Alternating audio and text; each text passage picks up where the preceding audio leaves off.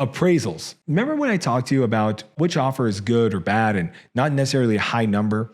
An appraisal is a third-party opinion of your price. Now, it doesn't matter what I say or what your realtor said or the buyer said, or frankly, even you say when it comes to price.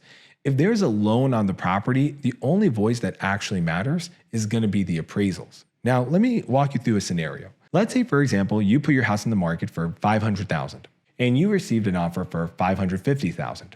And you're all happy, the buyer wanted the house. But then on the offer, there was no appraisal waiver. This means the buyer said, look, I'm more than happy to pay whatever the property is worth up to $550,000. You say yes, they go through. The appraisal comes back, $530,000. Wah, wah, wah. Very sad, right? Why? Because the buyer is not necessarily preparing to come up with an extra $20,000 on top of their down payment and their closing costs. So you are going to be in a situation with your realtor to negotiate with the buyer. Oftentimes we see sellers accepting the appraised value of their property, or we will see the buyer slightly come up above appraised value, meaning, okay, I know the house is worth $530,000, but I really want this house.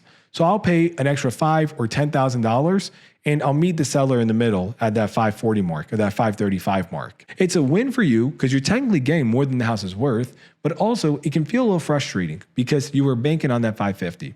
That's why the number 4 rule of real estate transactions is anything can happen. Just how do they get to this value on your property?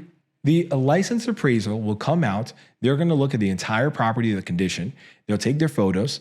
And when they're doing this, it's really just them. Usually the realtor won't be present. Usually it's just them with their camera. They're going through, and the realtor has already sent them other houses in the neighborhood that to really justify the value of your property. Now, they're going to go through the past 6 months of comps in your house. If you have a single family home that's colonial, they're going to look at other single family colonial homes in the area that have sold in the past 6 months. The appraiser is going to use like properties in that area to give you a proper valuation of your property.